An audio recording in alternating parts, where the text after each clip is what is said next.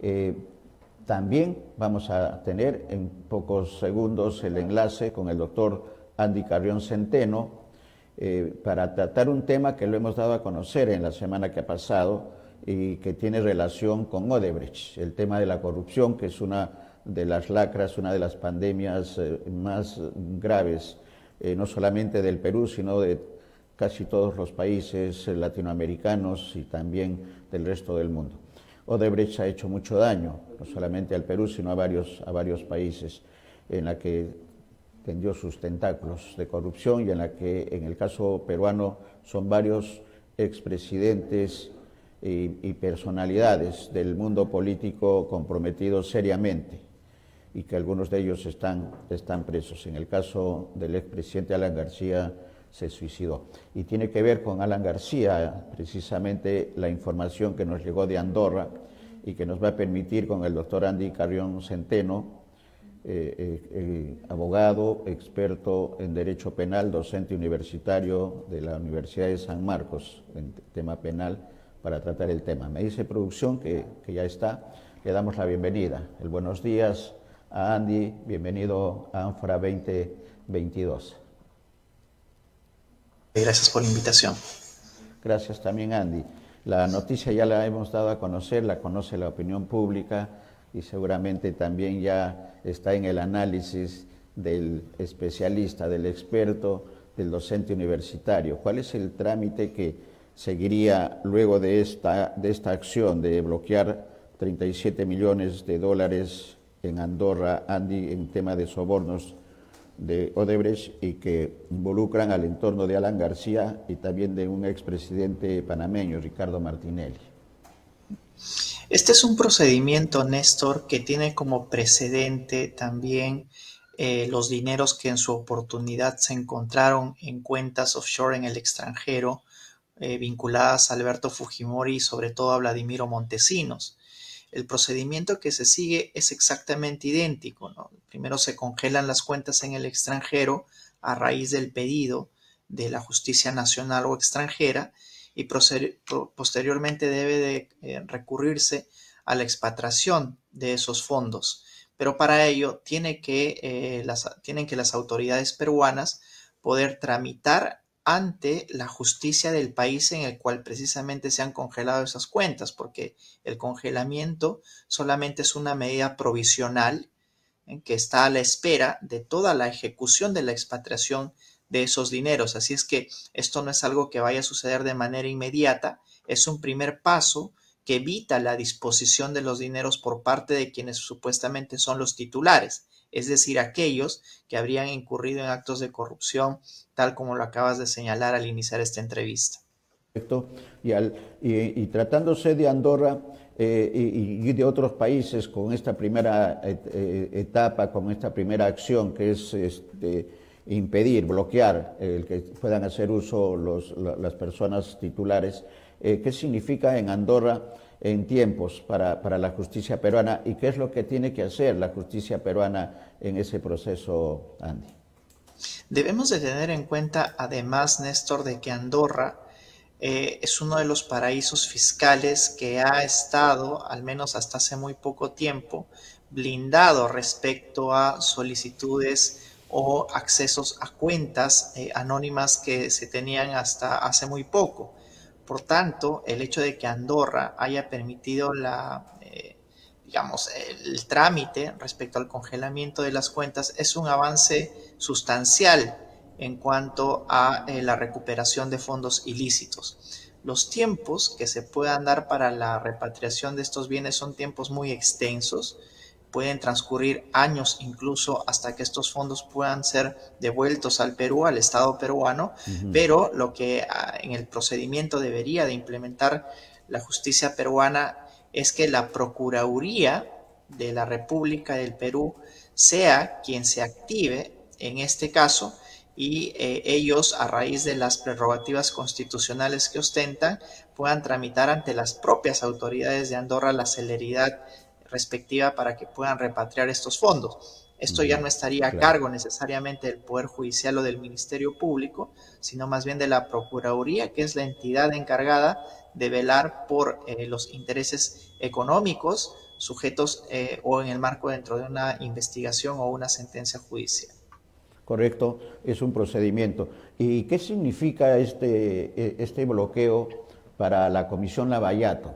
Que tiene no solamente el caso de Andorra, sino de otros paraísos fiscales, la investigación y el seguimiento, pero además el proceso de buscar la sentencia para los involucrados, tratándose de una serie de personajes políticos y públicos de nuestro país, Andy.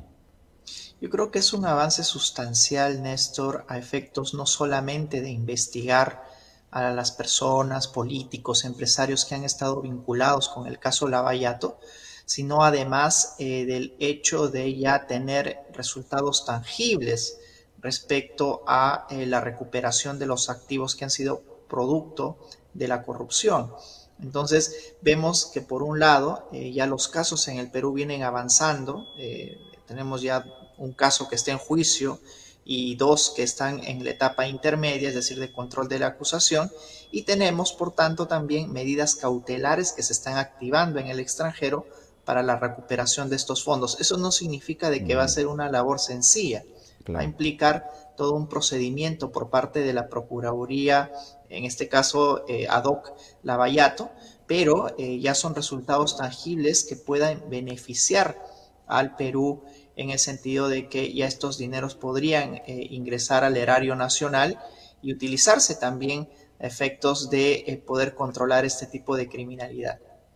Correcto. Y estamos hablando del juicio ya Ollanta Humala, que está bastante avanzado. Andy, ¿qué significa en tiempos lo que podría significar ya una sentencia en el caso de Ollanta Humala? Y el caso de Toledo, que está también el procedimiento de extradición, ¿no?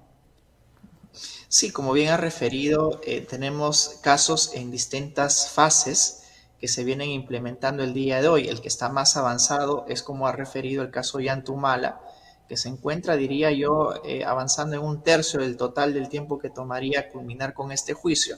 Solo la etapa de control de acusación, Néstor, ha tomado más de 2 años. Con eso ya podemos tener una idea de la magnitud que implica poder enjuiciar estos casos y realizar una prognosis de tiempo que eventualmente tomaría. Si ya son 2 años los que han tomado aproximadamente la etapa de control de acusación, el juicio normalmente podría tomar un plazo similar o incluso mayor.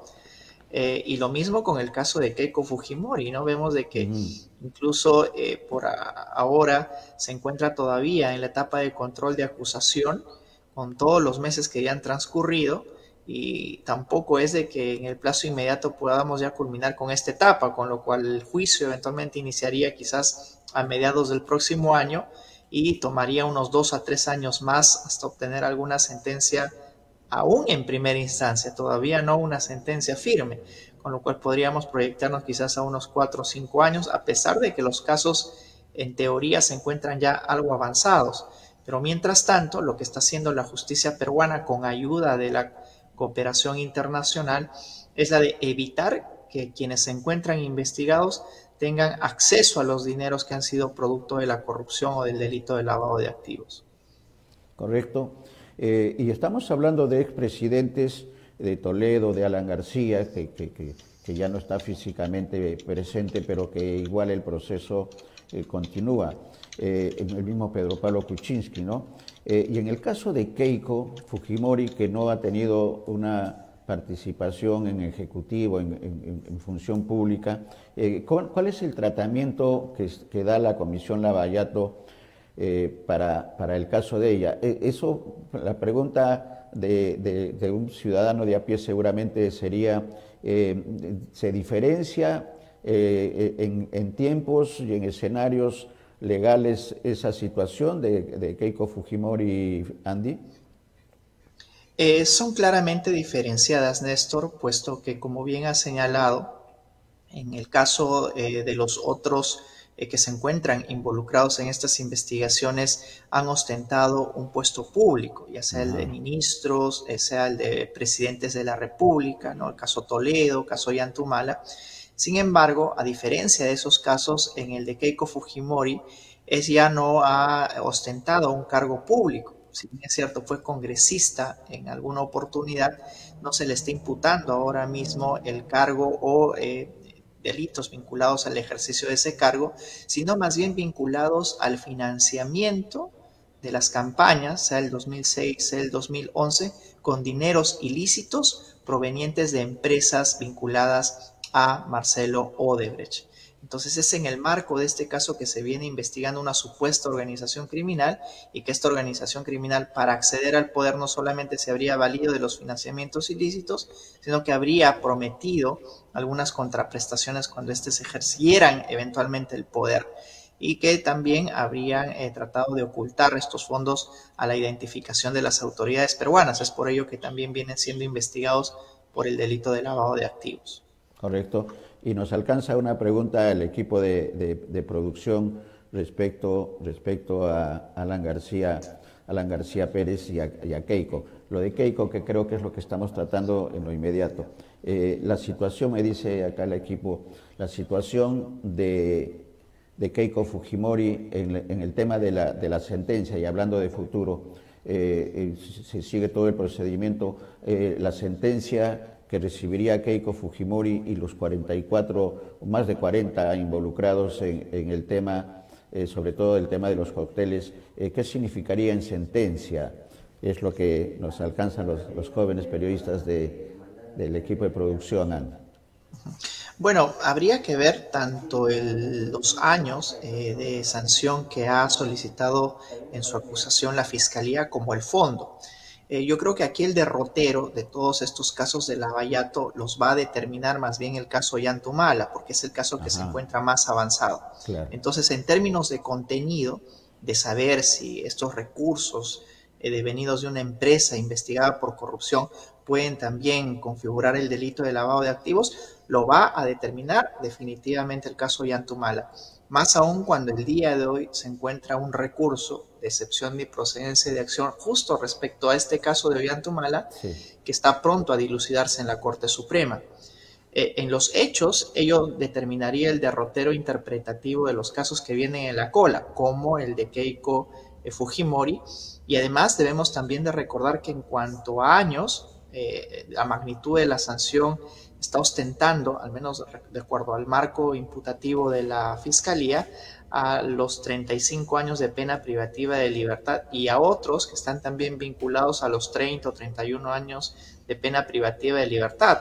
Esto agravado porque los delitos que supuestamente habrían cometido se han dado dentro del marco de la existencia de una organización criminal, lo cual hace o convierte estos delitos en delitos especialmente graves. Correcto. Y en el tema de Alan García,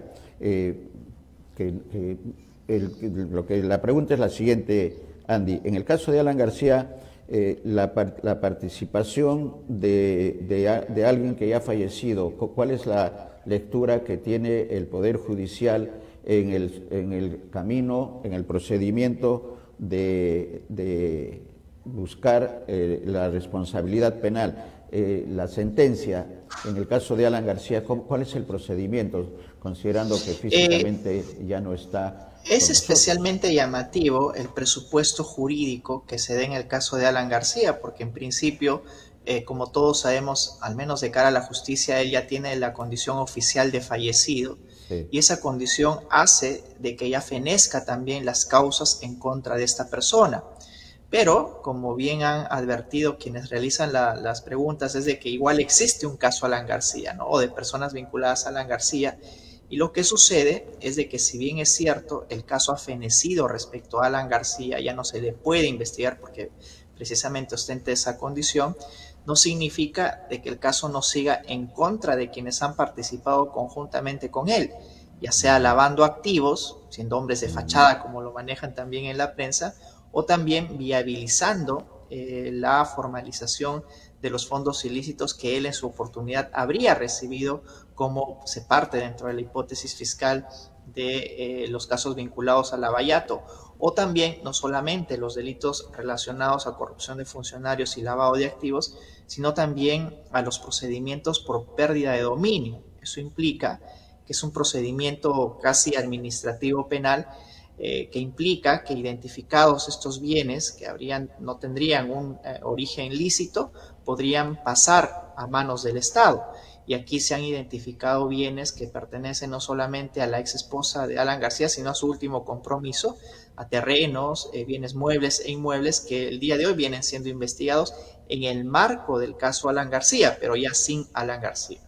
Correcto, clarísimo, clarísimo. Y en el tema de la corrupción, y en la parte final, con las gracias, Andy, por la docencia para nuestros televidentes de lo que está ocurriendo. En el tema de la corrupción, se tiene un estimado de lo que ha significado la participación de Odebrecht en el escenario peruano, primero, y segundo, si también como un trabajo del especialista Andy, se tiene una idea de lo que ha significado la corrupción en los últimos 20 años en nuestro país.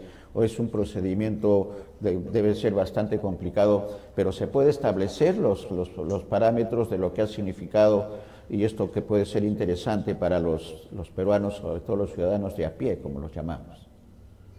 Es un ejercicio bastante complicado, Néstor, el establecer al menos aproximadamente cuál ha sido el monto, por ejemplo, que ha ocasionado la corrupción en los últimos años en nuestro país. Entiendo de que ese monto lo debe manejar actualmente la Procuraduría como la encargada de reclamar ese resarcimiento por los daños ocasionados al Estado peruano, pero que lo ha ido delimitando caso a caso. Por ejemplo, cuando la empresa Odebrecht se sometió al procedimiento de colaboración eficaz, lo que hizo la Procuraduría es estimar un eventual daño que se habría ocasionado producto de la corrupción y otorgar, por ejemplo, el beneficio de Odebrecht de que pueda sacar de nuestro país 500 millones de dólares.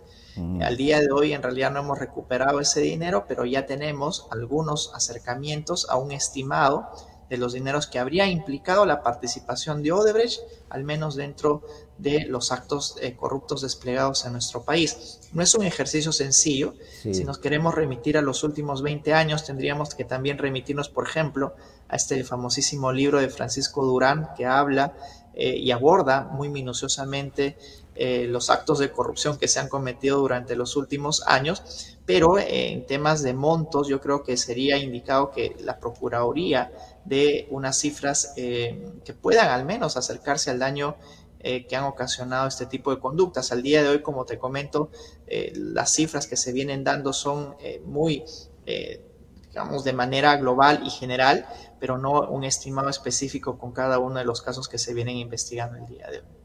Claro, porque ya en la parte final y con un comentario de un trabajo periodístico que hice en un diplomado sobre corrupción, se hablaba hace 10 años, ya casi 10 años, Andy, que el monto de la corrupción hace 10 años, al 2010 o 12, era astronómica la cifra del tema, pero se hablaba de 20.000 millones anuales.